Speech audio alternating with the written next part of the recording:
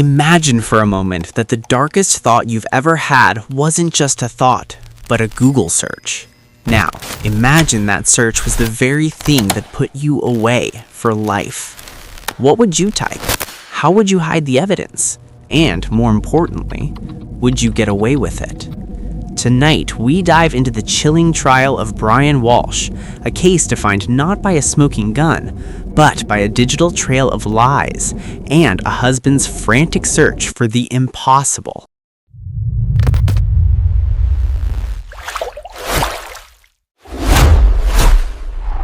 New Year's Day, 2023.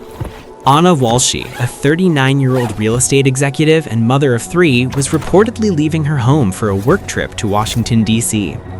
At least, that's what her husband, Brian Walshe, told everyone. But Ana never arrived in D.C. In fact, she was never seen alive again. What police didn't know yet was that the work trip was a fabrication, a story crafted to buy time. But buy time for what? When investigators finally entered the Walshe home, they found a scene that contradicted Brian's story. Down in the basement, beneath the clutter, they found a hacking victim's worst nightmare: a hatchet, a saw, and a bloody Tyvek suits. But the physical evidence was just the beginning. The real horror was unfolding on Brian's personal laptop. Do you think he knew his digital footprint was leading straight to the body? While the town of Cohasset searched for Ana, her husband was taking a series of strange late-night drives. Prosecutors later revealed that on January 2nd and 3rd, Brian Walshe visited multiple waste disposal facilities. He was seen on surveillance hauling heavy trash bags into dumpsters, bags that would later be traced back to his home. But here is the question that haunted the jury.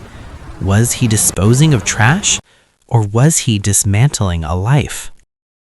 During the trial, the prosecution painted a picture of a man desperate for money.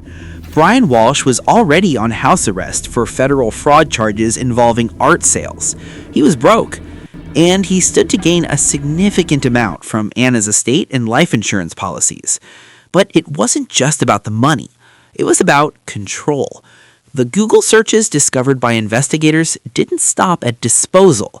He looked up how to clean blood from wood floors. He asked, "Can you be identified from DNA on a burned body?" Does that sound like a grieving husband to you?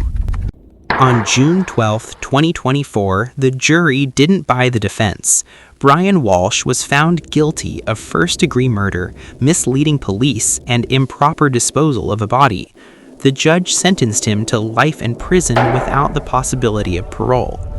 The digital detective work, those terrifying Google searches, sealed his fate.